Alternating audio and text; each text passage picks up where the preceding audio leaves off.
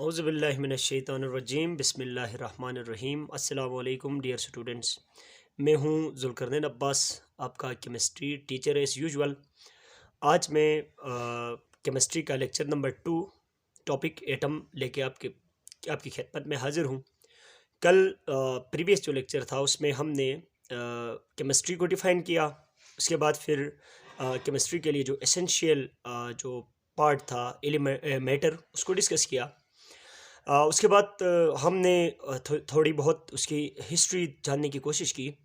उसके बाद एक बहुत ही अहम टॉपिक डेल्टन थ्योरी, उसके पोस्टुलेट्स हमने डिस्कस किए। जो स्टूडेंट्स उसको मिस कर चुके हैं, मैं उन स्टूडेंट से ये रिक्वेस्ट करूंगा कि वो जाके डेल्टन थ्योरी और कार्पस्कुलर नेचर ऑफ मैटर, जिसको हमने पहले प्रीवियस लेक्चर में डिस्कस किया है, उसको ज़रूर देखिएगा। अगर आपको हमारा लेक्चर समझ में आ जाए, अच्छा लगे, तो हमारे यूट्यूब चैनल को ज़रूर सब्सक्राइब करें। आज हम डिस्कस करेंगे एटम को। मैटर के बाद जो केमिस्ट्री में जो बुनियादी चीज़ जिसकी ज़रूरत होती है, जो बेसिक चीज़ है, वो है एटम। क्योंकि हम essentials of fundamentals of chemistry like top chapter को पढ़ रहे हैं, तो इसमें हम तमाम ज़रूरियात को वन बाय वन डिस्कस करेंगे। उसमें पहली ज़रूरत मैटर को हमने डिस्कस किया, उसमें फिर हमने उसकी हिस्ट्री देखी। उसके बाद फिर हमने एटम की हिस्ट्री में हमने डेल्टन थ्योरी देखी, और वहाँ पर मैंने आपको एक बात बताई थी कि डेल्टन ने जो एटम की डिफिनीशन की कि atom is the smallest particle of element, यानी indivisible particle of an element कहा था।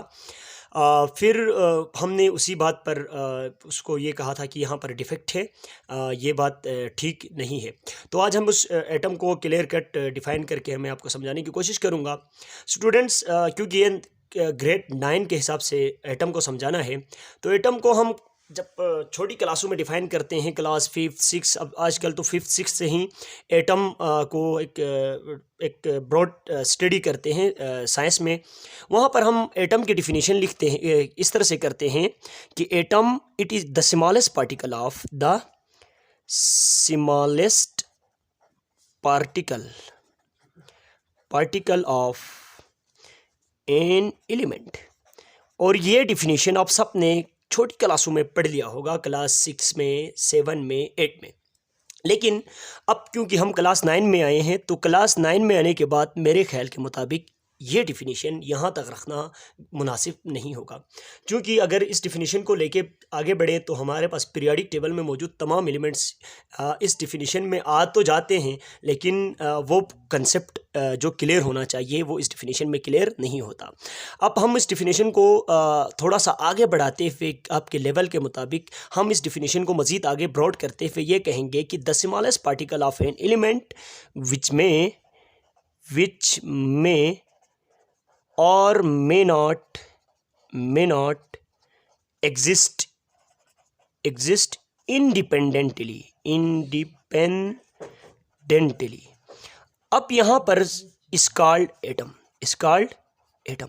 अब यहाँ पर स्टूडेंट्स अमूमन कंफ्यूज हो जाते हैं कि स्मॉलेस्ट पार्टिकल तो समझ में आ गया कि एलिमेंट का वो छोटे से छोटा टुकड़ा जिसको हम एटम कहेंगे। लेकिन इसके बाद इसके बाद जो एक लाइन लिखी है, उस लाइन में which may or may not exist independently, इसको अमूमन स्टूडेंट्स नहीं समझ पाते।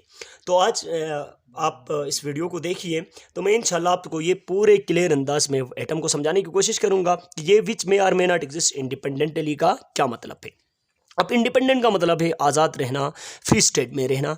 अब एटम को पूरा डिफाइन करने के लिए हम अगर देखें तो पीरियोडिक टेबल में बहुत सारे एलिमेंट्स ऐसे हैं जो in the form of atom free state में नहीं रह सकते। जैसे कि हाइड्रोजन है। हाइड्रोजन आपको फ्री स्टेट में कभी भी इस फॉर्म में नहीं मिलेगा। इसका मतलब है कि ये इंडिपेंडेंट नहीं रह सकता। डिफिनीशन में मैंने ये लिखा है कि which may or may not exist independently.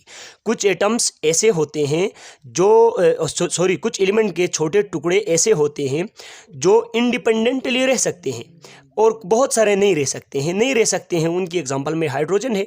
Hydrogen आपको H2 की फॉर्म में, मॉलिक्यूलर फॉर्म में मिलेगा, एटॉमिक फॉर्म में कभी भी नहीं मिलेगा। एक फिर अगर हम बात करें नाइट्रोजन की, तो बी कभी भी आपको एटॉमिक फॉर्म में नहीं मिलेगा फ्री स्टेट में, ये भी N2 की फॉर्म में मिलेगा, गैसियस फॉर्म में मिलेगा। ऑक्सीजन की भी अगर हम बात करें तो ये भी O2 की फॉर्म में रहेगा, O फॉर्म में नहीं रहेगा। इसका मतलब है कि एटम के डिफिनेशन में हाइड्रोजन, नाइट्रोजन, ऑक्सीजन की मैंने एग्जांपल्स ली है, ये स्मॉलेस्ट पार्टिकल ऑफ एलिमेंट है जो कि इंडिपेंडेंटली एग्जिस्ट नहीं कर सकते हैं। और बहुत सारे ऐसे एलिमेंट एटम्स हैं जो इंडिपेंडेंटली एग्जिस्ट करते हैं। लेट्स सपोज एग्जांपल लेते हैं helium, neon, argon, krypton, xenon, radon, ये ग्रुप 8 के तमाम एलिमेंट्स जो है नेचर में एटॉमिक फॉर्म में इसी तरह एग्जिस्ट करते हैं। जैसे कि हाइड्रोजन H2 की फॉर्म में गैस मिलता है, हीलियम अकेला खुद एटम है लेकिन ये फ्री स्टेट में एग्जिस्ट इजीली करता है। तो बस एटम की डिफिनेशन में हम ये लिखेंगे कि वो एलिमेंट का सबसे छोटा टुकड़ा जो नेचर में इंडिपेंडेंटली एग्जिस्ट कर भी सकता है, इंडिपेंडेंटली एग्जिस्ट ना भी कर सकता है। जैसे कि कुछ एलिमेंट्स इंडिपेंडेंटली एग्जिस्ट करते हैं, कुछ इंडिपेंडेंटली एग्जिस्ट नहीं करते हैं। इस तरह से हम एटम की पूरी डिफिनेशन को कंप्लीट करते हैं। अब एटम की ये डिफिनेशन हमारे पास आ गई। यहाँ पर एक चीज़ आपको कंफ्यूज कर रही होगी कि ये एलिमेंट क्या है। फिर अब एटम तो समझ में आ गया कि चलें हमारे पास एटम एलिमेंट का छोटा टुकड़ा है। अब मैं एलिमेंट बजाते खुद क्या है फिर, एलिमेंट अब एलिमेंट समझने के लिए अब मैं यहाँ पर आपको जब एलिमेंट समझाते वक्त मैं एटम को मज़ीद आपको ब्रीफ करके समझाऊंगा। लेट्स सपोज एग्जांपल लेते हैं, मैं यहाँ से एक कागज़ का टुकड़ा उठाकर मैं समझाने की कोशिश करता हूँ कि लेट्स सपोज ये बड़ा सा एक टुकड़ा आपके सामने है। ये टुकड़ा मैंने लेट किया कि ये हाइड्रोजन का है, हाइड्रोजन का एलिमेंट है पूरा, ठीक। अब इस टुकड़े से अगर मैं सबसे छोटे से छोटा टुकड़ा ये उठाया, मैं लेट करता हूँ कि मैं इसे मज़ीद छोटा नहीं कर सकता, इतना छोटा उठाया मैंने, ये भी एक उठाया, ये भी एक उठाया। देखो मैंने क्या किया, एक ये था मेरे पास एलिमेंट, ठीक। This is element. अब इसके ये 3 सबसे छोटे टुकड़े हैं जिनको मैंने यहाँ पर उठाया है, तो इन तीनों टुकड़ों को हम कहेंगे एटम। अब ये टुकड़े में भी इंडिपेंडेंटली एग्जिस्ट करते, अगर ये हाइड्रोजन के हों तो एग्जिस्ट नहीं करेंगे, अगर हीलियम के हो तो एग्जिस्ट करेंगे, तो ये एटम हो गए, ठीक। अब फिर एलिमेंट क्या वाला है फिर, अब ये हो गया एलिमेंट, दिस इज एलिमेंट, ये बड़ा टुकड़ा एलिमेंट है। अब एलिमेंट को कैसे डिफाइन करेंगे, मैं तो ये नहीं कह सकते ना कि ये बड़ा टुकड़ा एलिमेंट होगा, तो इसकी कोई ना कोई डिफिनेशन हमें करनी पड़ेगी। तो याद रखें, अब मैंने ये जो 3 टुकड़े उठाए हैं ना, इन तीनों टुकड़ों के पास ये टुकड़ा, ये टुकड़ा, ये टुकड़ा, इन तीनों का एटॉमिक नंबर सेम है। क्या है, एटॉमिक नंबर सेम है। ऐसे तमाम हम एलिमेंट को कैसे डिफाइन करेंगे, वो तमाम सब्सटेंसेस जिनके तमाम एटमों का एटॉमिक नंबर सेम हो, उन्हें हम एलिमेंट कहते हैं। जैसे कि मैंने मिसाल ली, फिर दोबारा रिपीट करूंगा, ये टुकड़ा एलिमेंट था, ये तीनों टुकड़े एटम, ये एटम, ये एटम, ये एटम, स्मॉलेस्ट पार्टिकल, ठीक है, छोटे टुकड़ा। अब मैंने ये भी कहा कि इन तमाम का इसका आपस में एटॉमिक नंबर सेम है। और हमने डाल्टन की थ्योरी में एक डिफेक्ट निकालते हुए मैंने ये लिखवाया था कि डाल्टन ने कहा था कि atom of particular element are identical. तो पार्टिकुलर एलिमेंट के अगर एटम लेंगे तो वो आइडेंटिकल होंगे, जबकि ये बात दुरुस्त नहीं थी, क्योंकि एलिमेंट के जो एटम्स होते हैं उनका एटॉमिक नंबर सेम होता है लेकिन मास नंबर सेम नहीं होता है। और ऐसे एलिमेंट्स को हम क्या कहते हैं, आइसोटॉप्स कहते हैं। तो अब एलिमेंट की डिफिनेशन में क्या लिखेंगे हम, एलिमेंट की डिफिनेशन में लिखेंगे अ सब्सटेंस या एनी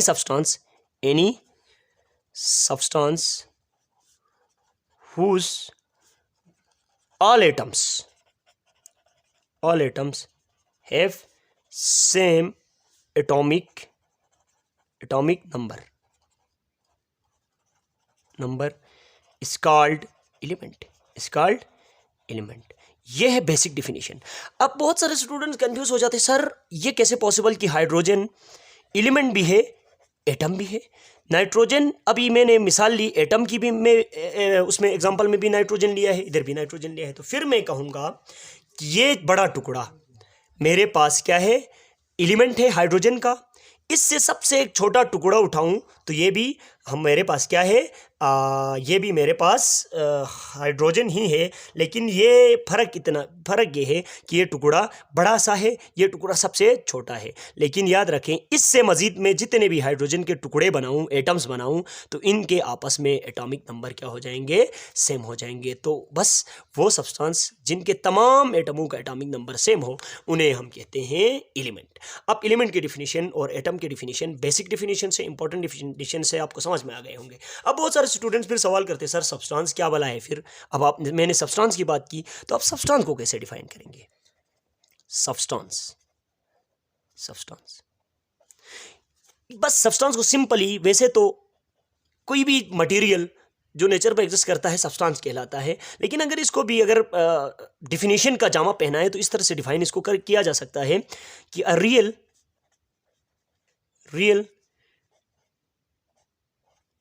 पार्ट या portion of any material is called substance। किसी भी मटेरियल का रियल पार्ट को हम क्या कहेंगे, सब्सटेंस कहेंगे। इसका मतलब है दुनिया में जो भी एग्जिस्ट करता है वो रियल ही एग्जिस्ट करता है, तो उन तमाम चीज़ों को हम क्या कहेंगे, सब्सटेंस कहेंगे। सब्सटेंस में अब आप ये नहीं कह सकते हैं कि एटम भी सब्सटेंस है, बिल्कुल है। एलिमेंट भी सब्सटेंस है, मॉलिक्यूल भी सब्सटेंस है, क्योंकि वो मॉलिक्यूल वाटर मॉलिक्यूल है, तो उसका रियल पार्ट है। वाटर क्या है, वाटर एक रियल पार्ट है मटेरियल का, किसी भी लिक्विड मटेरियल का रियल पार्ट है। इस तरह से नाइट्रोजन, हमारे पास N2 गैस मॉलिक्यूल है, लेकिन एक गैस का रियल पार्ट है, तो इन तमाम चीज़ों को हम क्या कहेंगे, सब्सटेंसेस कहेंगे।